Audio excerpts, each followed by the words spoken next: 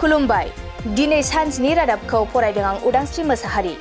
दिनैनि गिबि सिरिनि सानसेनि रादाबफोरा जाबाय फारियै दुलाराय बर' फरायसा आफादा बड'फा गोजोनथियारि सोलायनाय मावथांखिखौ बिथा खालामनानै गुबुन गुबुन ओनसोलाव जोलुर गेलेनाय बादायलायनाय खुंबोनाय बायदिनो देग्लायबो बाक्सा जिल्ला दुलाराय बर' फरायसा आफादाबो 13 बोसोर बैसो सिंनि हौवासाफोरनि जोलुर गेलेनाय बादायलायनायखौ खुंफुंनाया जोबना थांबाय।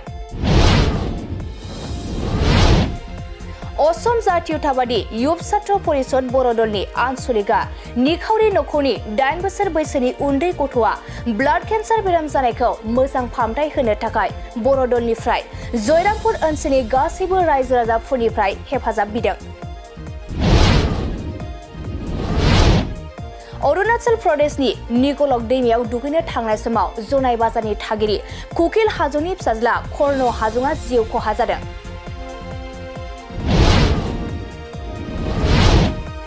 चिरां जिल्ला काजलगांव फरेस्ट डिभिजन मावखुलियाव आसामनि सरकार आरो चिफ मिनिस्टार हिमन्त बिश्व शर्मानि बिथोन बायदियैनो चिरां जिल्लानि सिङाव थानाय दाब दाब जायगाफोराव 5,78,000 बिफां गायनायनि मावथांखिखौ दिनै बेखेवनानै होदों। उदालगुरि जिल्लानि सिङाव थानाय खाग्राबारि खासिया फोथार गामिनि फालांगियाव रोंखा राखा अनजिमा बर'आ भेरगावनि सिबनि समाबाय अफिसनि मोखाङाव भेरगावनिफ्राय डिमाकुसि थांनाय लामायाव MS बिनानाव दख'ना स्ट'र बेखेवदों।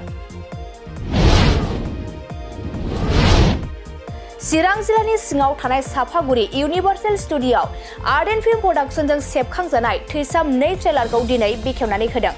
बे बेखेवनाय हाबाफारियावनो फावखुंगुर रबि नार्जारि, गुरु पबित्र, गेमस्रि दैमारि आरो बिथांमोनजों लोगोसे गोबां गुबुन गुबुन फावखुंगुर बिथांमोना बाहागो लायो।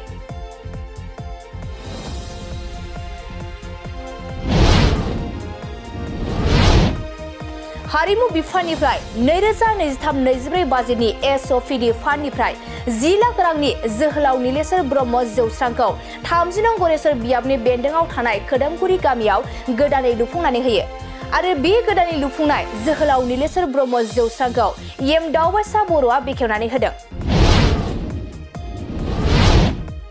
30 नं गरेस्वर बियाबनि बेन्दोंआव थानाय गरेस्वर खोन्दो जौगाखां मावखुलियाव गोदानै लुफुंजानाय 12 फाइनेन्स 2021-22 डिउरिं 2023-24 नि बाजेटजों 14,28,913 रांजों लुफुंजानाय खिखरसालिखौ दिनै बिटिआरनि 30 नं गरेस्वर बियाबनि MCLA पबित्र कुमार बर'आ बेखेवनानै होबाय।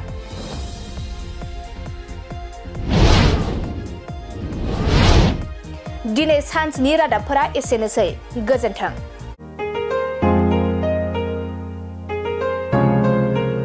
मोनसे फोसावथाय नोंथांमोननि थाखाय मोनसे गोजोनथाव खौरां लानानै फैदों। उदालगुरि जिल्लानि सिङाव थानाय डिमाकुसि बरंगाजुलिनि पिपल हलियाव लानानै फैदों नोंथांमोननो लेब्रा मुंनि गंसे गोदान रिजर्ट। नोंथांमोना बे लेब्रा मुंनि गंसे गोदान रिजर्टखौ तामुलपुर रडनिफ्राय फैब्ला सुख्लाय ब्रिजनि आगदा आरो उदालगुरि रडनिफ्राय फैब्ला सुख्लाय ब्रिजनि सिगाङाव आगसिथिंजाय मोननो हागोन। लेब्रा मुंनि गंसे गोदान रिजर्टआ नोंथांमोननो गोसोबायदि सुबिदा खालामनानै होनाय जादों। नोंथांमोना बे लेब्रा रिजर्टआव बर'नि गासै जाग्रा जामुंखौनो मोननो हानायजों लोगोसे बेवहाय नोंथांनि सुबिदा बायदि अर्डार खालामनानै जानो हागोन। जुदि नोंथांमोना तामुलपुरनिफ्राय उदालगुरिसिम थांनाय समाव ओंखामजों लोगोसे बायदिसिना जालांनो गोसो दंब्ला नैबे 8638879656 जानबुं नम्बराव कल खालामनानै सिगांग्रो अर्डार खालामहरनो हागोन।